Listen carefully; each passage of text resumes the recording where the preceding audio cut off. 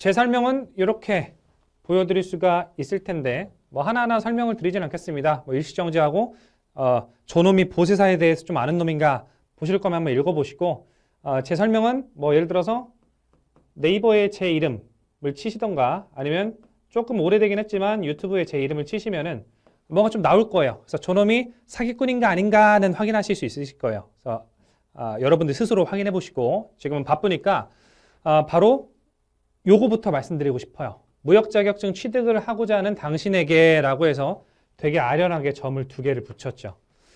그러니까 제가 이제 무역 자격증에 대해서 강의를 한 지가 시간이 꽤 됐는데 많은 분들에게 좀 하고 싶은 얘기가 있어요.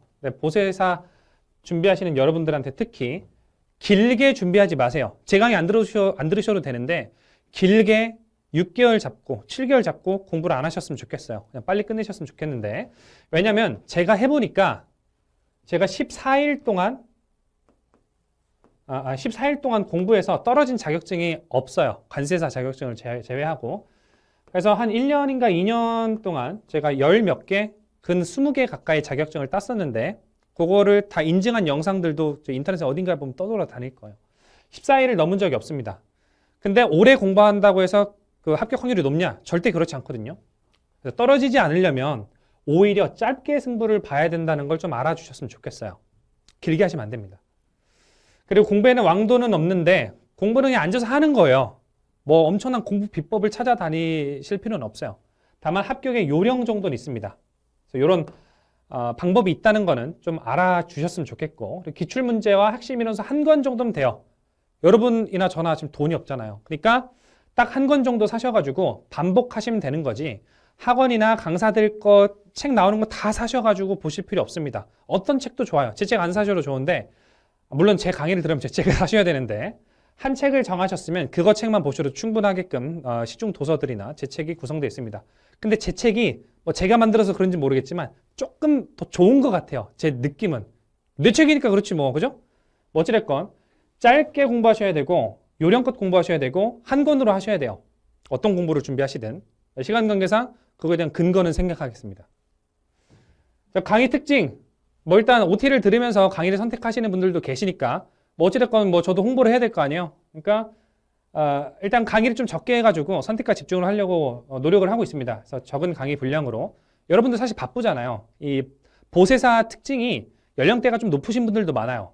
직장도 다니셔야 되고 워킹맘도 계시고 제가 지금까지 쭉 강의를 하다 보니까 회식도 굉장히 잦으시고 다들 다른 준비도 하고 계시고 막 이직 준비도 하고 계시고 그러면서 이제 막 보세사 시험을 공부하시니까 좀 늘어나시긴 하는데 그래서 조금 적게 강의하려고 하고 있어요. 다만 부족하진 않습니다. 잔가지를 친다는 개념이지 중요한 것들을 날리면서 하지 않아요. 그러니까 저는 선생보다는 과외식으로 좀 가르쳐 드리고 싶거든요.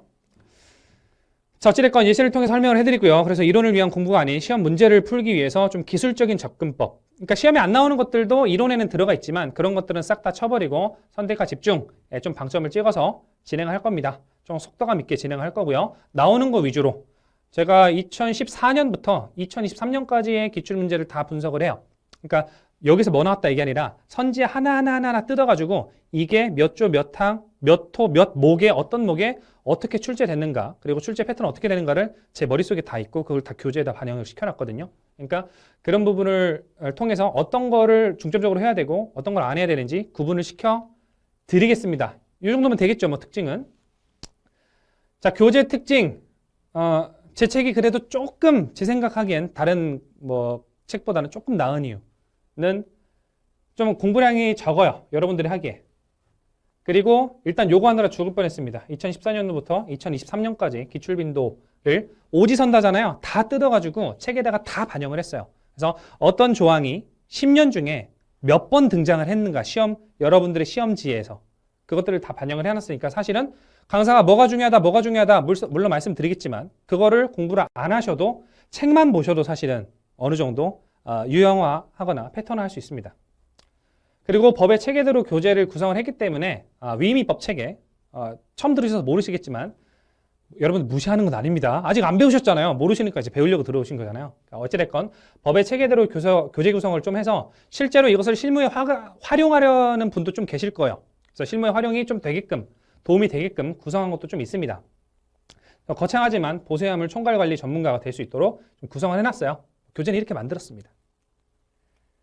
자, 요거는 뭐 제 책 교재에 어떤 특징들이 있는가를 보여드리는 거고요. 관심 있으신 분들은 스페이스바 하시고 보시면 될 것 같고요.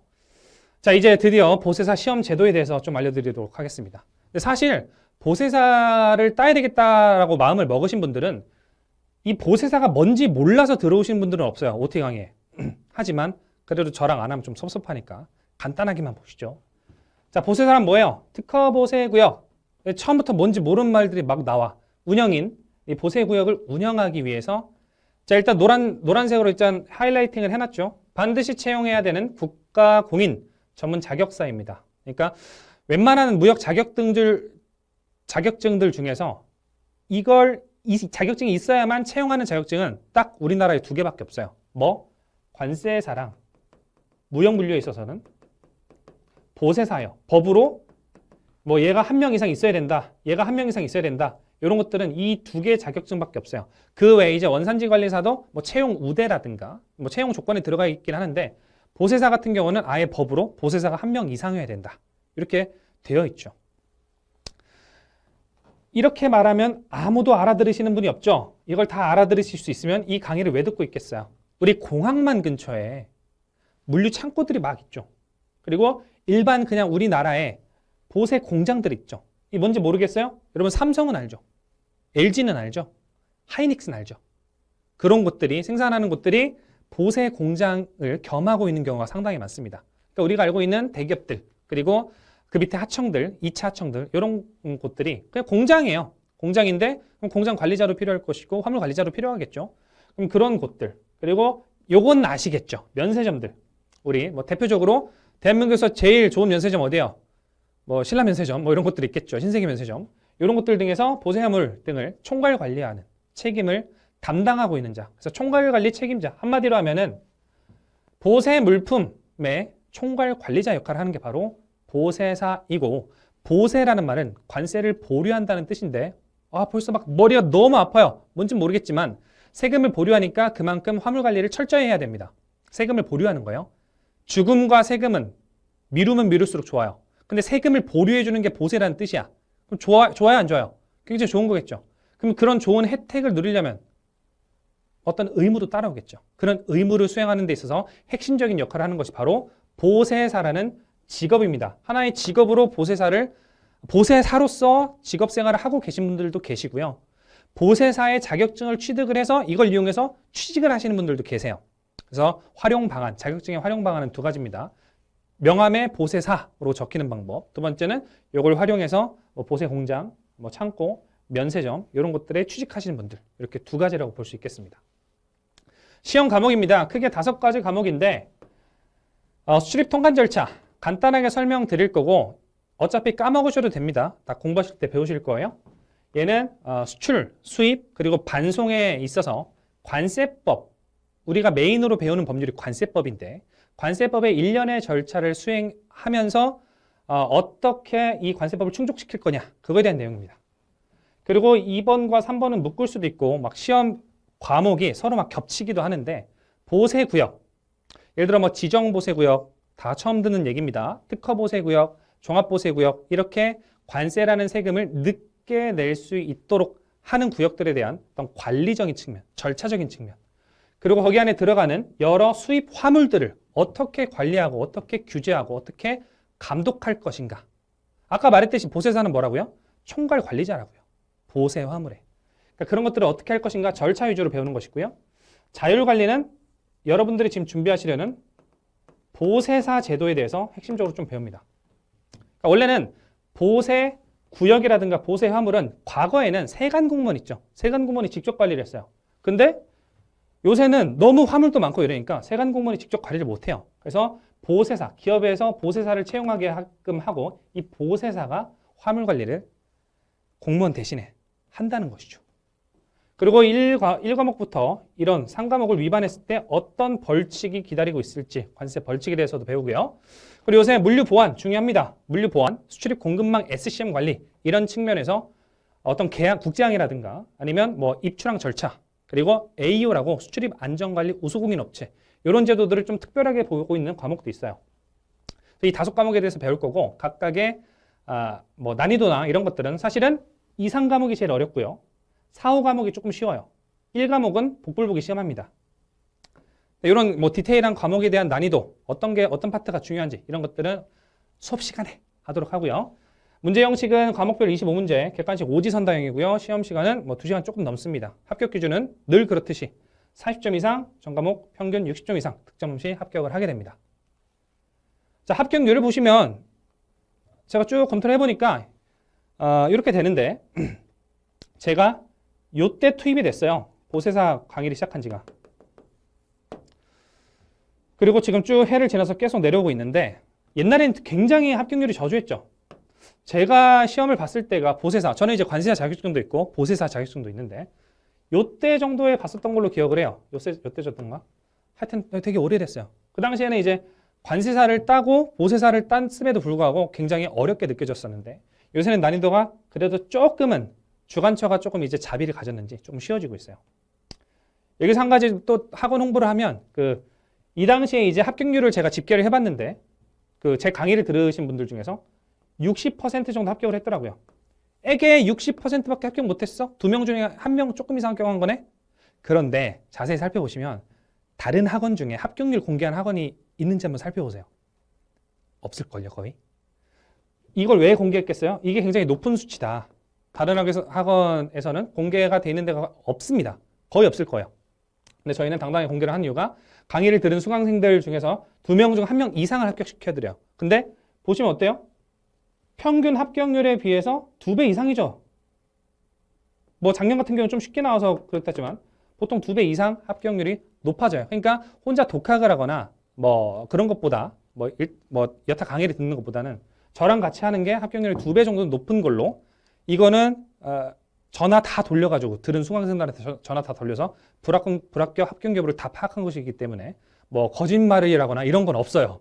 그러니까 사짜는 아니라는 거지. 그죠? 뭐 제가 전화를 돌리지는 않고요. 합격하셨어요 이런 건 아니고 이제 토마토 패스 측에서 어떤 합격률 조회를 위해서 뭐 하는 시스템이 있더라고요. 그래서 이제 늘 합격률이 몇 프로냐 하면 60%라고 당당하게 말씀드릴 수 있는 거고 저희 학원만 아마 공개를 하고 있을 겁니다.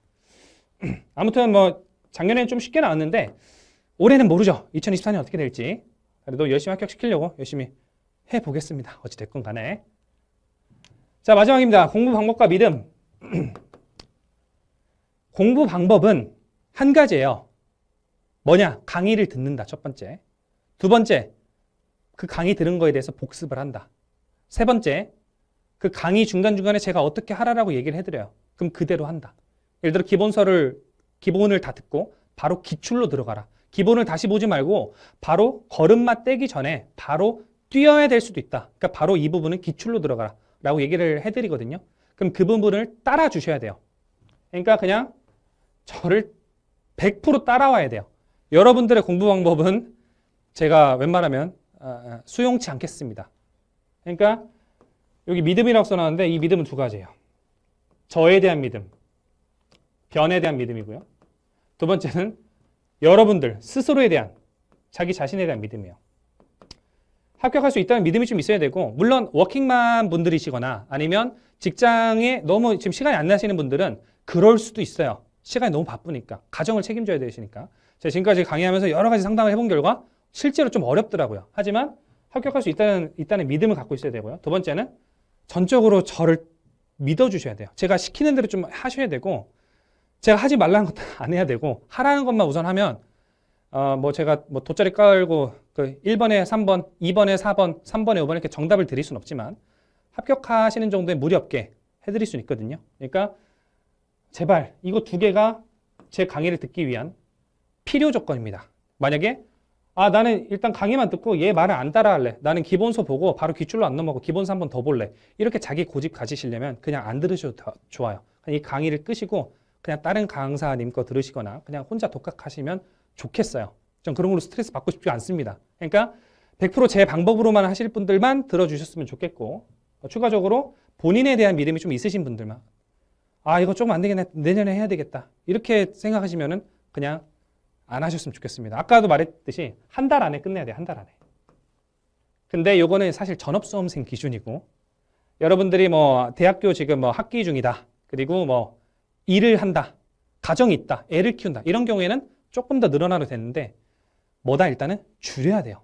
6개월 이렇게 잡으면 안 됩니다. 뭐 떨어져요 무조건 그러면.